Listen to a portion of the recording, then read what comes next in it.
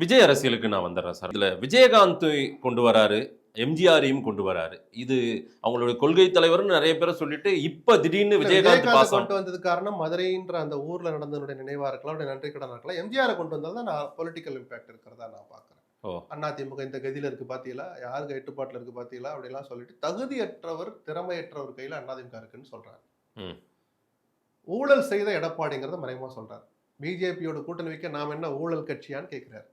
எடப்பாடி பேரை பயன்படுத்தல, அதிமுகன்ற கட்சியை பயன்படுத்து. அதனாலதான் மறைமுகமானு சொன்னேன். அதான் மறைமுகம். ஏன் அதை ஏன் வெளிப்படையா விஜய் சொல்லல? அடுத்து அதே அதிமுக தொண்டர்களை குறி வைக்கிறாரு. ஆ. அதனால கொஞ்சம் கொஞ்சம் அமைதியா போறாரோ நான் என்னோட பார்வையை நான் சார். மற்றபடி ரைட். விஜய் என்ன நினைச்சா நீங்க விஜய் கிட்ட தான் கேட்கணும். நான் பாக்குறத என்ன பாத்தீங்கன்னு கேட்டீங்க, நான் என்ன பார்த்தேன்னு சொல்லிட்டு இருக்கேன். சரியா? எடப்பாடியை மறைமுகமா விமர்சிக்கிறார்.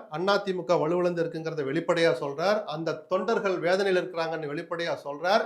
நீங்கள் ஆதரவு தெரிவிக்க வேண்டிய நபர், ஆதரிக்க வேண்டிய நபர் எடப்பாடி அல்ல நான்கிறத மறைமுகமா சொல்றார். என் தலைவர் எம்ஜிஆர்னு சொன்னதன் மூலமா.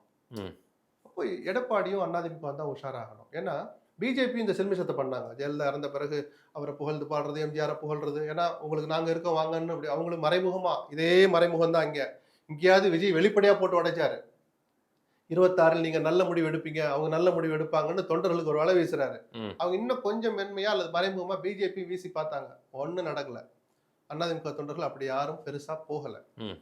ஆனா அதே பலன் தான் இப்பயும் இருக்கும் அப்படின்லாம் இவங்க அஜாக்கிரதையா இருக்க முடியாது. விஜய் பக்கம் திரும்புவாங்களா? ஏடிஎம்கே தொண்டர்கள் திரும்புவாங்கன்னு நானும் சொல்ல மாட்டேன், திரும்ப முடியாதுன்னு நீங்களும் சொல்ல முடியாது. என்ன வேணாலும் நடக்கும் சார். 100 பேருக்கு மேல வலையை வீசுறாரு. 5 பேர் கூட அந்த வலையில சிக்க மாட்டாங்கன்னு உங்களால சொல்ல முடியுமா? முடியாது. அவ்வளவுதான். அப்ப 5 பேர் இழந்தா உங்களுக்கு அது இழப்பு இல்லையா? அதனாலதான் உஷாரா இருக்கணும்னு சொல்றேன்.